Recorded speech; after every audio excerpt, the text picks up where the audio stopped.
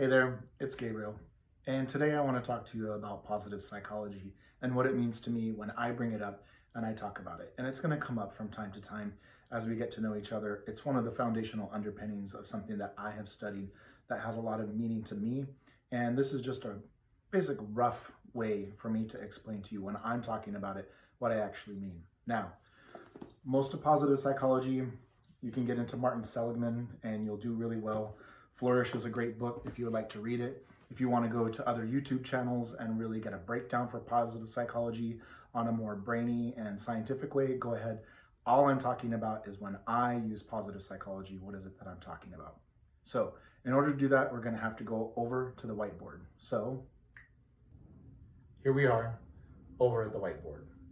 Positive psychology has an acronym that's really important for me to remember, and you're going to hear me talk about a lot of these components as we work on various things. And let's go ahead and break them down. So we have P, E, R, M, A. We have P for positive thinking.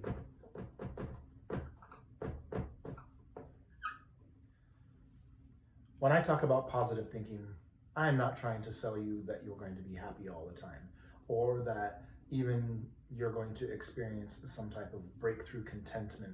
It's really more about behavioral economics and priming yourself to think positively, particularly in instances when you're maybe in a deep cycle of negative thinking. And this can occur in situations where you've been very stressed, very depressed, very traumatized, and things such as believing negative thoughts about yourself. Super common in depression, feelings of low self-worth, feelings of self-hate. It's much easier for our brain to think of negative things than it is for positive things. So you would do instead is have a practice to try to counter that. This is where things like fake it till you make it come in.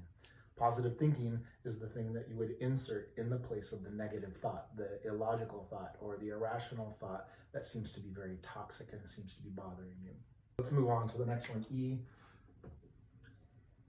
E is for engagement. When I say engagement, engagement is about getting outside of yourself. It's your interaction with the world around you and not necessarily the relationships, which is going to be the next one. So engagement could be thought about getting outside. We know that when you're depressed, going for a walk is a really good way to reduce depression. Researched times many, many years. There's a ton of data that shows that a little bit of activity goes a long way to reduce depression and increase positive thinking.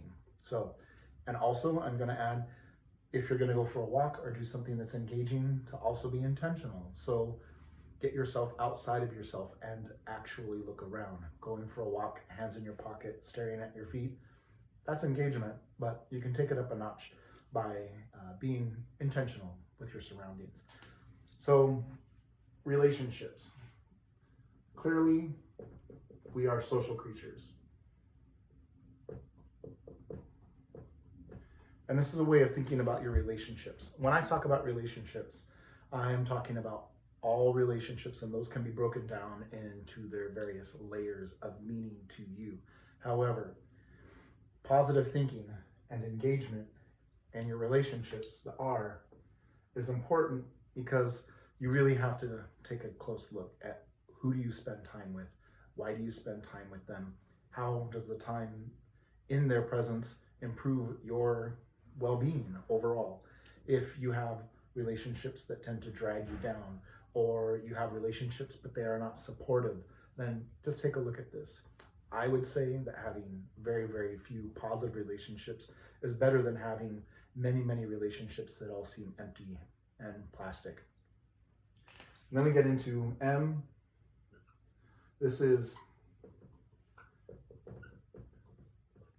meaningfulness. Now this is a tricky one.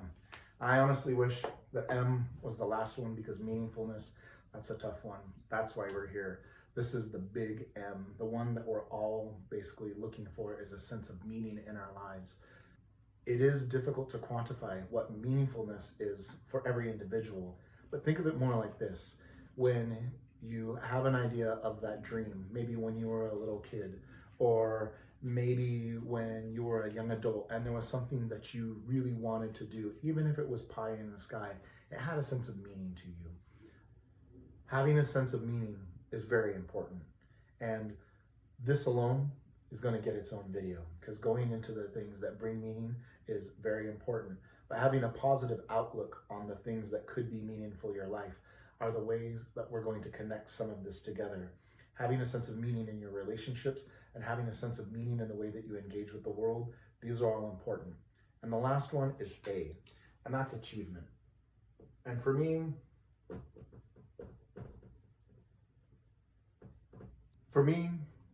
achievement is also a little bit on the difficult side, but it really breaks down like this.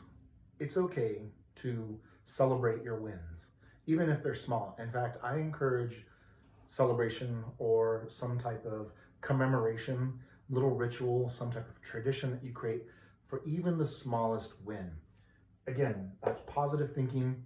It's a sense of engagement in your surroundings by doing a little something. Even in your relationships, reaching out and letting people know the small wins. I did something and I'm happy that I did it, and I am thankful for the small success. That's a sense of achievement. Because when you give yourself a sense of achievement, when you celebrate the small things, the medium things, the big things, it will begin to grow a sense of meaning in your life, and it actually will tie all these together. This is actually a form of engagement, but it's an engagement with yourself in a way of saying, good job. I would like to extend my most sincerest gratitude for you spending a little bit of time with me today. Go ahead and subscribe, hit the like button. It lets me know that you like what I'm talking about. And if there's something that you want me to cover, go ahead and put it in the comments below. And if you have any other questions, you can go ahead and reach out to me at allrisetogethertherapy.com. That's allrisetogethertherapy.com. Once again, sincerest gratitude. Thank you.